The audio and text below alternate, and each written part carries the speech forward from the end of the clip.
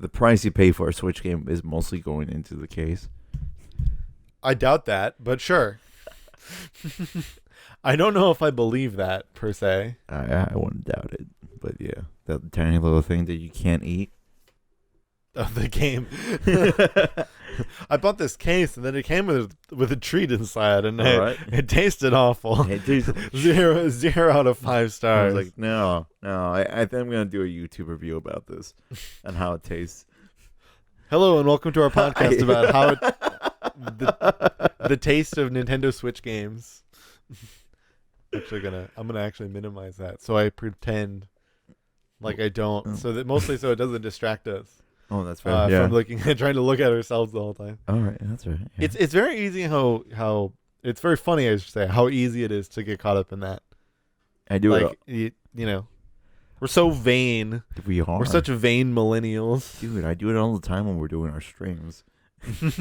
I'm just looking at myself like, do I look cool now? Do I look cool now? That's a dumb question. I've got my Hue light bulb. Obviously, I look cool. Although I did enjoy the last session where my light bulb somehow turned off the entire time. Oh, okay. I didn't realize it until... How did you not realize it? You were like, man, it's dark in here somehow. We're also like trying to run away from Rothian. Oh, you mean during that? Yeah, I was doing that. But still, I guess I believe in then you're slightly less, I feel like you're slightly less attached. Because when you're DMing, you're like, everything is in, you're like, where's my everything? Oh yeah. I got everything on my computer, though. It's on OneNote. But I'm just saying, even then, yeah, I don't know. I like having my books. So, Marshall. Yes. What are we talking about today? Today we're talking about the fact that Phantasy Star Online 2 is coming to America. Oh my God. If you've been watching the last few streams, you'll understand why we're sick of this already. Yeah, so it's funny. I have like multiple memes with this, and I think we'll get to that. Mm-hmm. But obviously, if you are unaware in terms of just the baseline, what I would say is what I would just kind of say has a cult following of a game called Phantasy Star Online 2. It has been out in Japan since like 2012 as an MMO, as a free-to-play MMO. And there has been a large cult following behind it that has wanted it to come to America, but obviously Sega did not do that up until Microsoft has finally saved the day. Praise be to Phil. It is coming to America, but apparently, at least what's unknown, it's not going to have servers in Europe. What's unknown is if it's going to be IP blocked or not. And Mike is distressed. Hello, Mikey. He's somewhere. Yeah, Mike is Marshall's dog, and he's amazing. He's an old dog as well. His legs don't work like they used to. No, but he's hilarious to watch, and we love him. He's amazing. So that's the baseline of that meme. All right, Mike. But he's deaf. He'll never hear me. But no, we're actually talking about our favorite RPGs. Growing up. So despite that, Phantasy Star Online 2 turns out can't be my favorite RPG, as I've played it for all of maybe a half hour. I couldn't get the connect. There are ways to try to play the game on Japanese servers, and unless you have a VPN, it can be very hard. Oh yeah. So definitely. Unfortunately. Which brings us to our sponsor. No, we're not Linus Tech Tips. No, sorry. Not yet. So we at one point we actually recorded this podcast already. Yeah, we did. And we were talking about what our favorite RPGs were, and when we were growing up. And I would have continued to keep that going. However, I guess I'll open with mine. One of my favorite RPGs from just since I was a kid to now was Boom. Yeah. This is my janky case that I made for a non-janky game. The game is legit. I just didn't get a case with it when I bought it or when I borrowed it, and then never was asked to return it. We all have those. We all have those games that we got from friends. Oh yeah, definitely. The Witcher 3 for me. The Phantasy Star Online episode 1 and 2. It's a very unique RPG, especially because it was a console-based MMO. It was originally released for the Sega Dreamcast, which is very much like Sega were trying to push forward the idea of being able to connect to the internet on the Dreamcast, which was just something that didn't exist for forever. Supposedly Nintendo apparently did experiment with online connectivity on actually old NES games. I don't remember if it was NES or just SNES.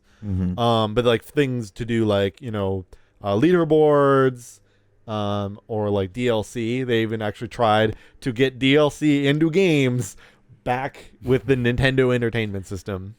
Imagine that. Yeah. Nintendo was just as bad as EA, because God forbid you have DLC. Oh, No. man. That sounded like I don't give EA shit. I definitely do. But no, so that was kind of, but the Dreamcast was one of the biggest like initial proponents on like doing multiplayer on the console. So eventually they came up with Phantasy Star Online, which is actually part of the kind of a semi-long running Phantasy Star series. But Phantasy Stars kind of started off as like essentially, if you want to give it a base name, I don't think it does it justice, but it's essentially a Final Fantasy clone. Like it's very much even though it's not. I would argue maybe it's a little closer to older Dragon Quest games.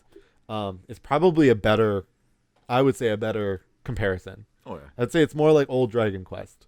Because like the first Dragon Quest game, for example, it's like you were like almost first person perspective, and you just saw the enemies, and then like you would do an attack, and then like they would blip.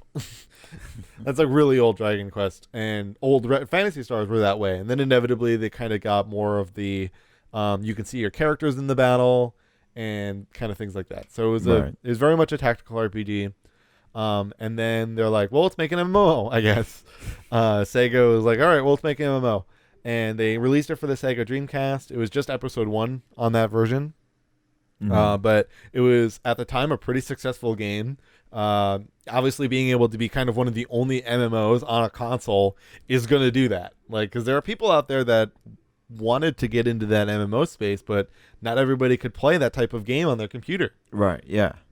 I mean, even getting the console on the internet was hard. It was hard to do on your computer too. Oh man. So they came out with PSO.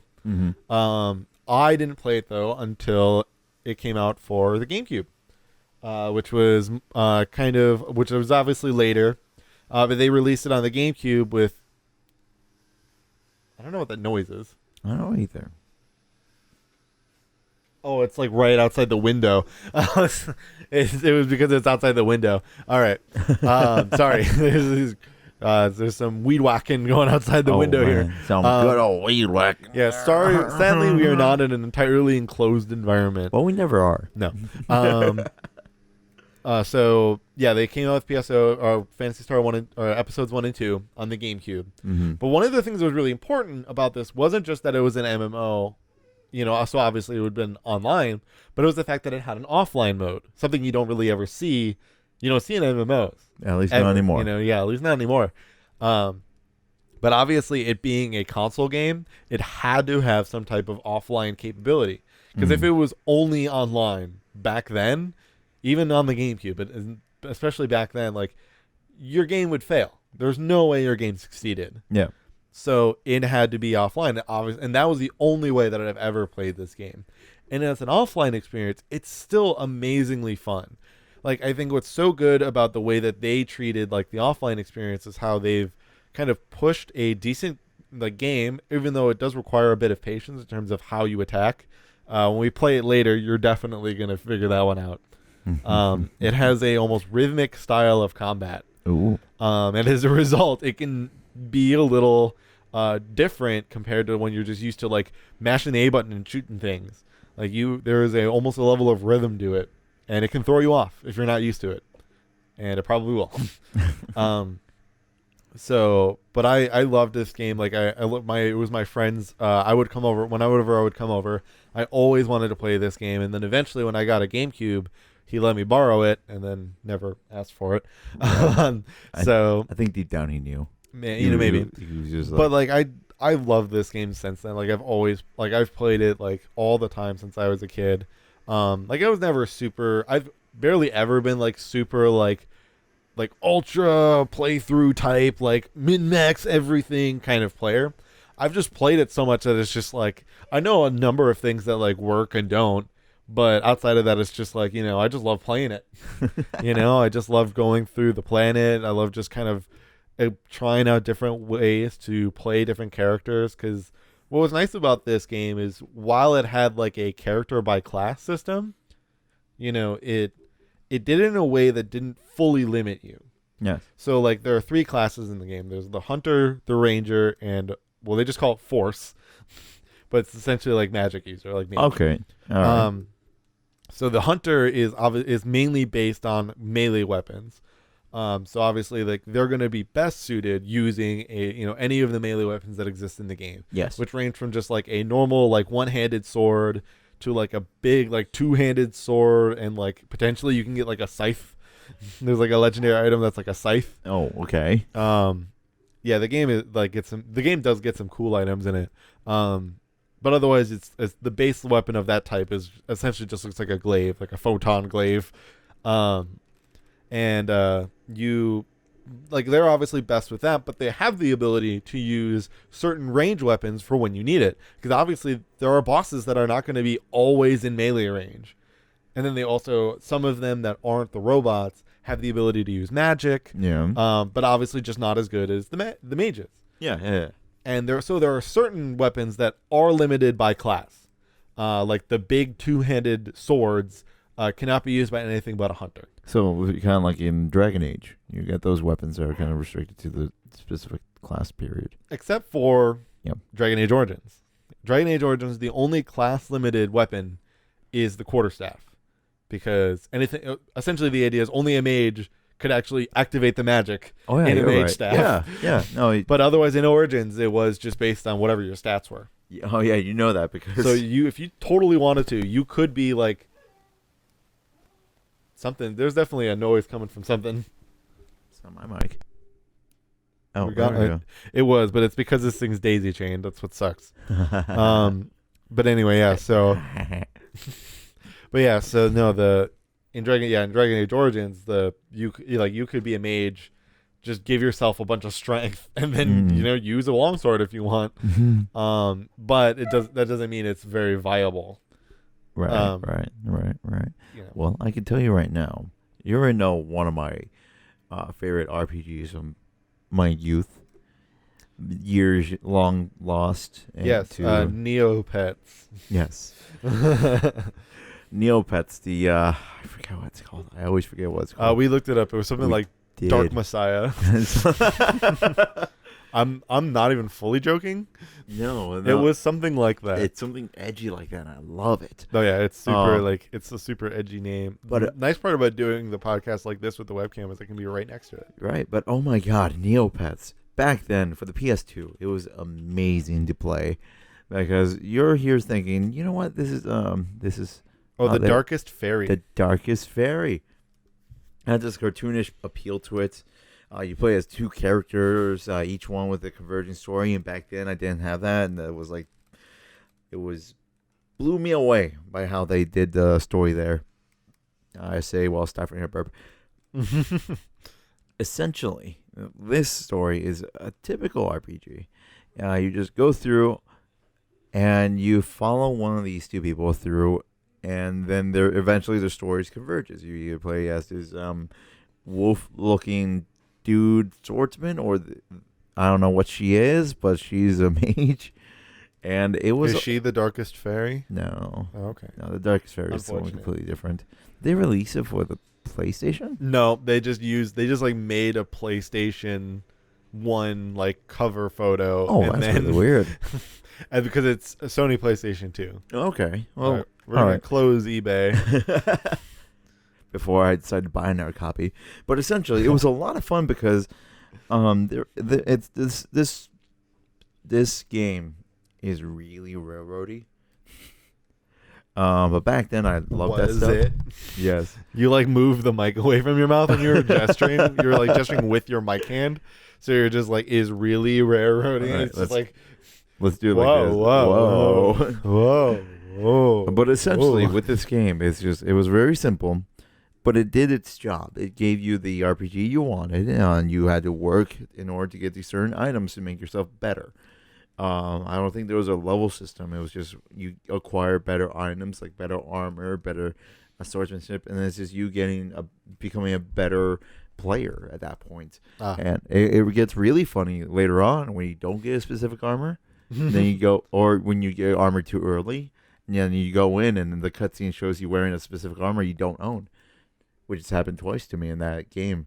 But it's a lot of fun. Yeah. And it was really hard back then as a child. Right now, it might be the easiest thing ever because it's made for children. But Yeah, I don't know. There are some of those that were just hard because of potentially bad game design. that's true. And also, I think you went to heaven at one point. Like, not the typical way where you know. Well, you know, die. you gotta visit those dead Neopets that everybody killed, like Tamagotchis on the website. You gotta visit them sometime. Oh my god, but yeah. So, but it was just a lot of fun. I just love the appeal. The writing was on point, I think, if I remember correctly. One day we will find out. We will. We'll make a stream out of it. You can hook up your PS2 to this computer to come traction thing, right? Well, that's what we're doing with the Wii That's later fair. today. Yeah, that is true. Yeah, no, you are correct. But essentially, other than that, we have my second favorite old classic game, Animorphs. The RPG for the Game Boy Color. Oh god, I forgot about that discussion. You ever wanted to play a Pokemon clone, but in this case, you're a human who can turn into animals? What a Animorphs weird- is right for you.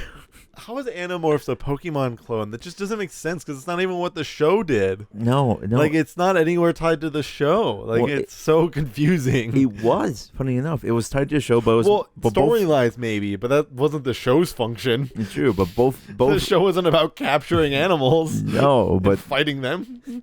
so essentially, the Animorph series is based off this line of books by something Applegate.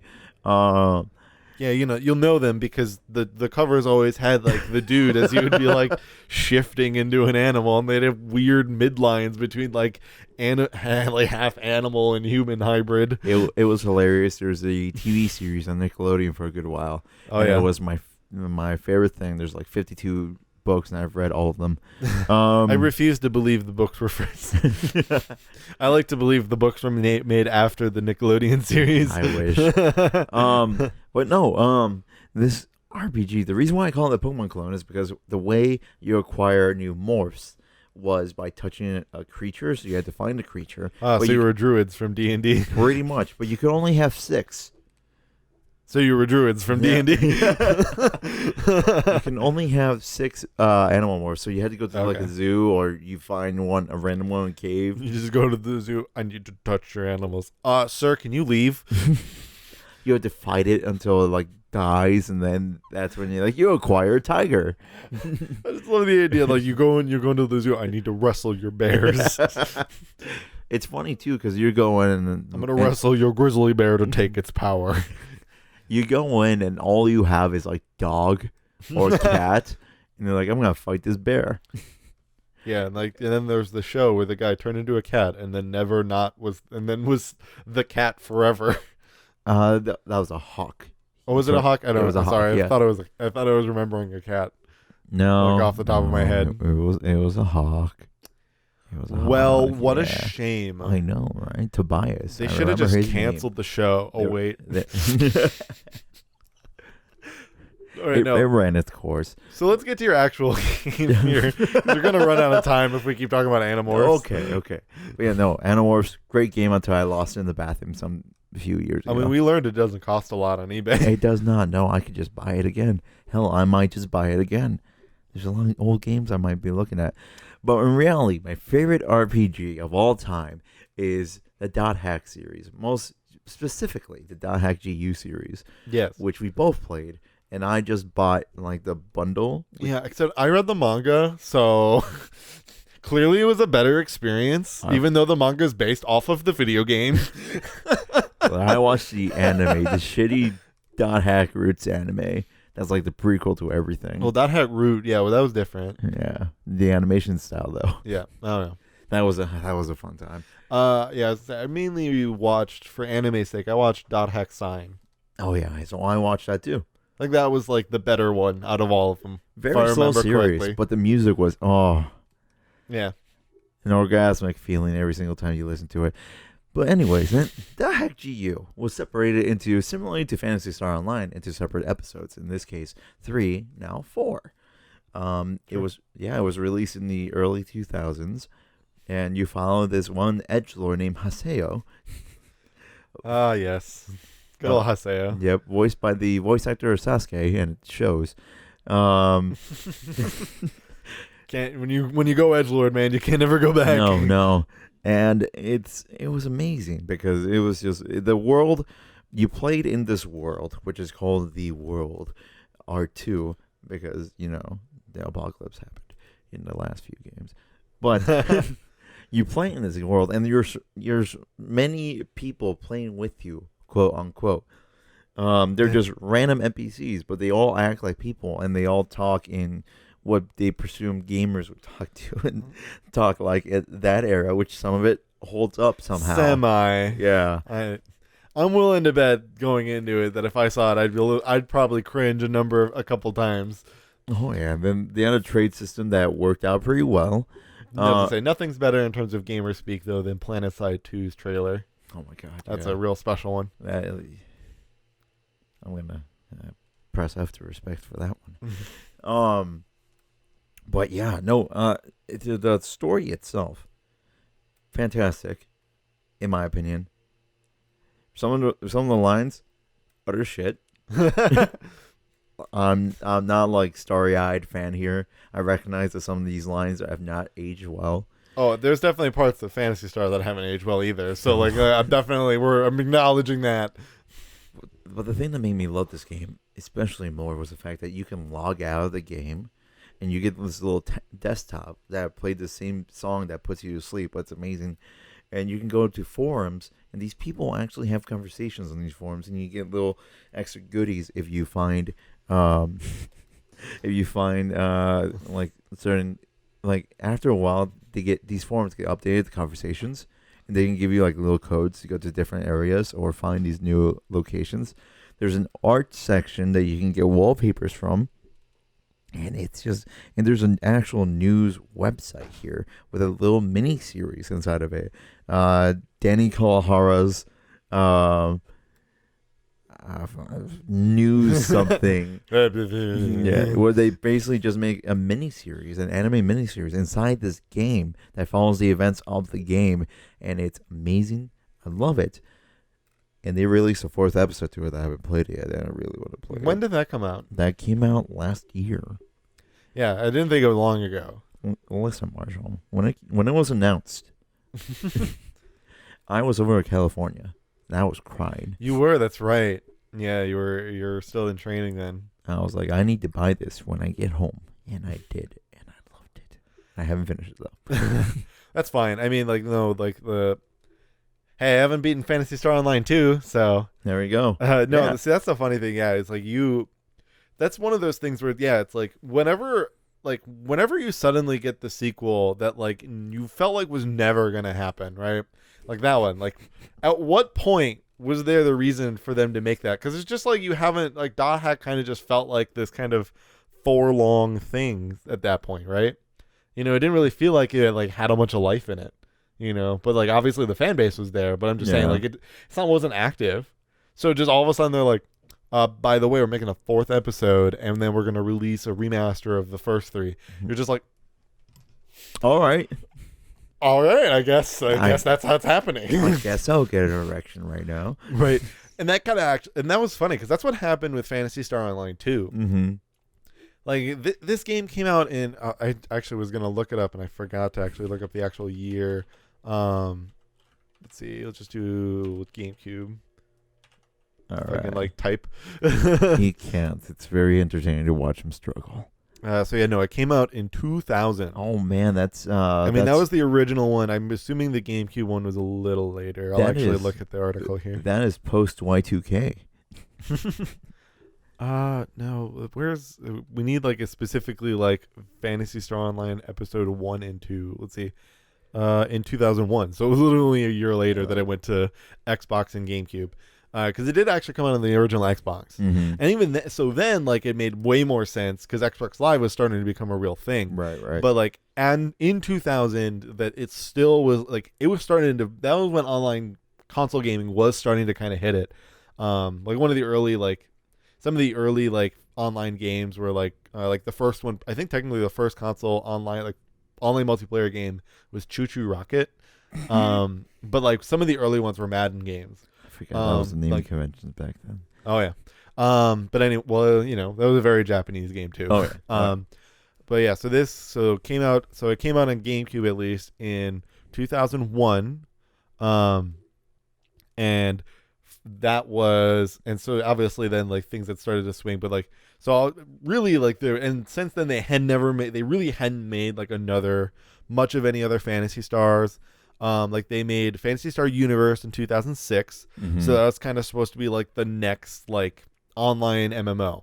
But Phantasy Star Universe had a different way of doing like single player to multiplayer. Like it had the ability, it was on 360 and PS3, and it had the ability to be like an MMO. Like you Right. could do that. You did have to do a monthly like subscription. Mhm. But I think you did for this too. Yeah. Pretty much everything did then though. There really wasn't free to play then for any MMOs. One could say there isn't one now. There is. It's called Phantasy Star Online 2. Loot boxes. Any microtransaction could be called that. It doesn't even have to be the loot boxes Yeah. if it has them. But anyway, so yeah, like the Phantasy Star Universe was kind of the next thing, but the single player experience wasn't the same. Mhm. Like the benefit that this had over like something like Phantasy Star Universe was like this, when you played it offline, it was pretty much the same experience as you would have got on the online version. It just maybe was lacking certain things to make it so that it wasn't so negative to being single player, you know, like having to do like gigantic boss battles you would never be able to beat on your own. Those obviously are going to be downscaled or not there.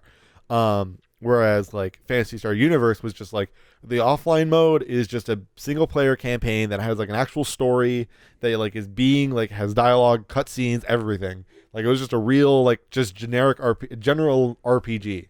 Like it wasn't the same as the offline or the online experience, which I found slightly disappointing. I didn't hate the story. I just didn't like that it wasn't like the same. Like I wanted to be able to make my own character, do what I wanted to do. Oh, That was my why? bad. I thought that was noise coming back. No. Okay. But yeah, no. So like that was like one of the big disappointments I had with it. And then all of a sudden, and then it got shut down. Like I think the server shut down in like 2009 or Mhm. 2010. So I was like, well, it's dead. Like the series is probably dead. Blah blah blah. It's over. And then all of a sudden, boom! 2012 happened. I think it was in 2011 it got announced, but like late 2011 it was like, boom! Phantasy Star Online 2, and like it's just like, what? It's exactly the same case with Hack. Like, Yeah, I know, you're when they just like- first came out, Yeah, your mind is blown. it's like, what? Why are they doing this? But thank you for doing this. And there's But a then- movie out there somehow. Except the difference between .hack and Phantasy Star Online 2 was Phantasy Star Online 2 was only available in Japan, which was in other SEA. I think it was another I think they ported it for Mhm. other Asian like servers. So which is funny because they came out with an English patch for it. That was the biggest kick in the face, was when Sega made an English patch, but it was for English, or it was just for the other Asian countries. To just have like a general like, here's an English patch. We don't care. We don't want to make 6,000 English patches for all the languages. So we're just gonna make an English patch for all the Southeastern Asian countries, and then we'll have the Japanese version for Japan, and that's gonna be it. Screw you, West. Like they were just like, screw the West. Even though we made an English patch, we're not gonna put any servers over there. I do like it how we started this podcast talking about Phantasy Star, and we're ending the podcast now talking about Phantasy Star. Of course. Because so that was- Marshall. But that was a huge. But like that was the thing. That was kind of the difference between though like the .hack GU Yeah. experience was like it just kind of came out of nowhere, but at least like it still came here. So like now that all of a sudden like Microsoft's announcement of that is so big, the question obviously is like potentially like is there enough of the fan base left that, or like if they're willing, depending if they have good enough VPNs, are they willing to switch over to like fully, better pinged English servers? I hope so. Yeah, I know you hope so. Mister, I'm going to talk about Phantasy Star for a long time here. Look, I've waited for 7 years. I've been teased with the existence of this game. Because that's what's worse. It's worse when it exists and you know it exists and it's out there, but you can't play it. That's what I feel about Valkyria Chronicles 2 and 3. Those aren't online games. There are ways. There are ways. There are ways, yes, but not ways I want to explore. I mean, that was my feeling on like VPNs. I just didn't care to like really worry about putting in the effort to do that, Right. or the right. money. You have to pay for those still. That's So, true. Yeah, yeah, you're not wrong. Yeah, no, it wasn't something I really wanted to go for, but no. Yes, I know. Obviously, I spent too much time on Phantasy Star, I know. but that is it for this Okay. podcast. All right. Tune in next time when we talk about more Fantasy Star, especially once it comes out and then Marshall gets his hands on it. Oh yeah, there's going to be streams aplenty. Yeah, no, we're gonna lose him for a while. All right, well, we'll see you guys next time. I love you all. Bye.